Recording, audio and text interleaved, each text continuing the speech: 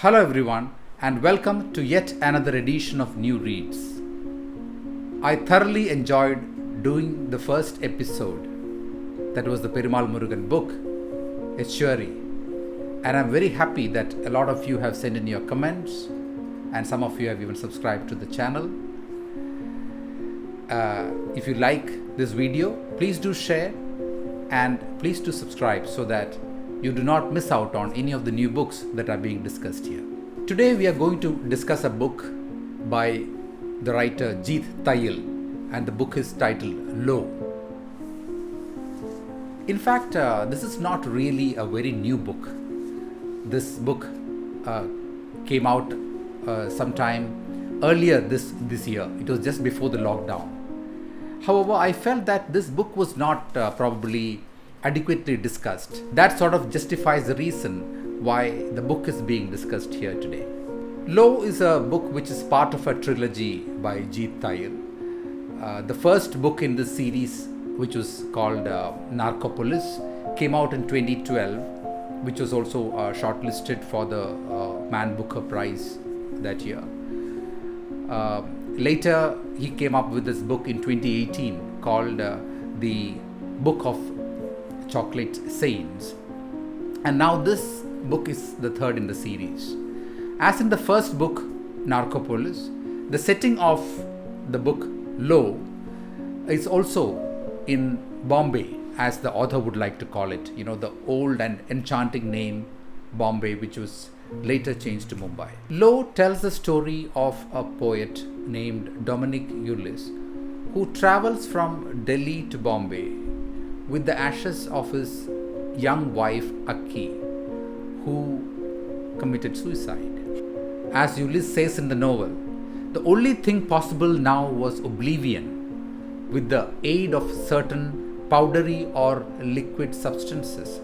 So it is very clear that Dominic Ulysses was all getting ready to explore the dark underbelly of the narcotic world, which he is quite familiar with, and he's sort of retracing his his past.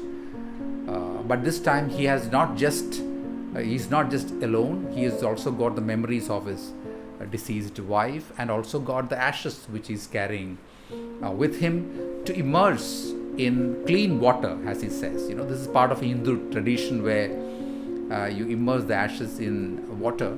But he's traveling all the way from Delhi because he could not find clean water in Delhi, and he's coming to Bombay. So that is sort of an excuse for him to travel to Bombay. It is not just himself and the ashes that he carries. He also carries a lot of memories about his wife, a lot of questions in his mind, and sometimes under the hallucination of drugs, Ulysses also encounters his own wife. A sort of apparition, comes before him, and he sort of converses with the apparition. And in fact, his wife is a constant theme across the entire novel, which is around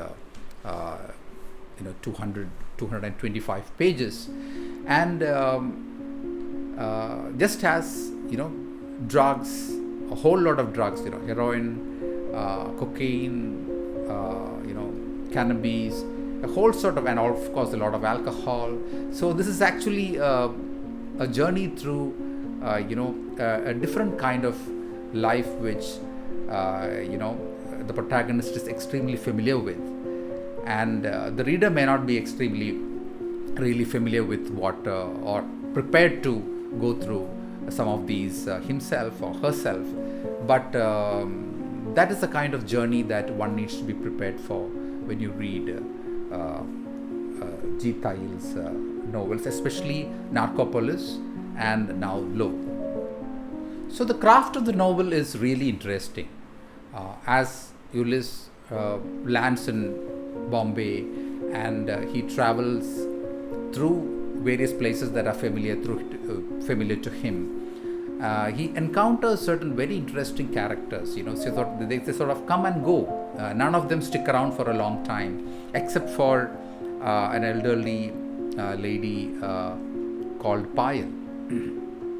A lot of other characters just come and go, and in fact, he's trying to ask certain questions himself. I mean, I think the protagonist is trying to ask certain larger questions of life, while at the same time he's also trying to ask questions regarding his wife's untimely death, something that probably he was not really expecting.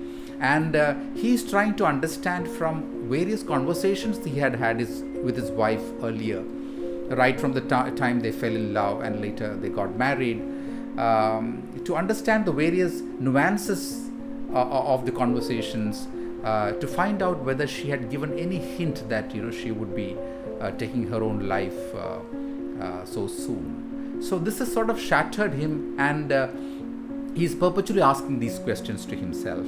So probably Ulysses was taking a flight from his own past. He wants to escape into a different world which he was all too familiar with. But at the same time, he soon realizes that this is not an easy task. All remembrance led to her. I'm just reading out of the novel. All remembrance led to her. Flight was futile, and it always ended the same way, on his own, craving to be emptied into a dull opiate from the 18th century. The book also reminds one of Malcolm Lowry's celebrated novel Under the Volcano, which came out in 1947, which depicts the life, one day in the life of an alcoholic British consul in Mexico. Just as the author mixes narcotic adventures with the anxiety and grief of the protagonist because of his wife's untimely death, he also makes whole lot of references which are very, very contemporary, which keeps the novel very grounded to the present. And this include the Prime Minister doing his yoga on national television. This includes certain not so generous remarks about Donald Trump, and also very subtle references to certain environmental issues and climate change. But these are very well crafted into the novel, that they do not stand out, and they gel very well with the narrative. For instance, referring to Mumbai's or Bombay's monsoons, the protagonist Ulysses says, "I find it hard to believe that people live here. It's uninhabitable for most of the year, but the monsoons are murderous. The entire city flooded with filth," and so on, he goes to say. And then he makes some very, very strong references to the threat of climate change, which certain other authors like Amitav Ghosh has been sort of highlighting in both in his works as well as in his public talks. And in one of the interviews, Jeet Thayil himself has said that he has taken a cue from what Amitav Ghosh had said, and he wants to make these references very deliberately, so that the future generations, when they look back and read these novels, say 30-40 years from now, would not think that the authors never referred to any of these, or never alluded to any of these big topics that they ought to have discussed at that time. And here, this is what he talks about: the climate change. Your house is shredding around you, your street washed away, your car floating upside down among the trees. The permafrost thawing faster than anybody imagined, abruptly thawing over vast tracts of the Arctic, and the billions of tons of carbon that's locked into it, waiting to be released into the atmosphere to make everything hotter.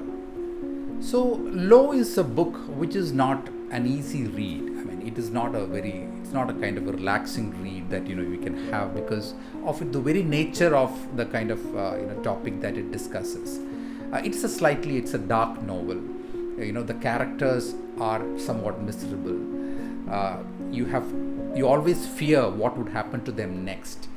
They are all sorrowful characters. At the same time, they also have a kind of funny side to them. So there is a humor that throughout the novel Thayil weaves into it, which also makes it a very interesting read. I think Jeet Thayil has emerged as a very important writer in Indian writing in English, and the craft, the wealth of the vocabulary that he uses. By the way, he's also a poet and he has published several works.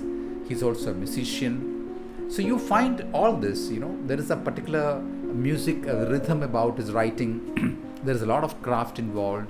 The sentences are sort of quite beautiful.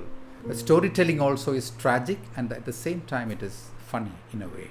By the way, I am waiting for Jeet Thayil's next book, which he says has got a totally different theme. His sojourns with the narcotics world has ended.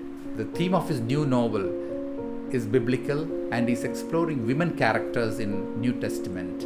That's all for now. Thanks for listening. If you like this video, please do share it. Have a good day.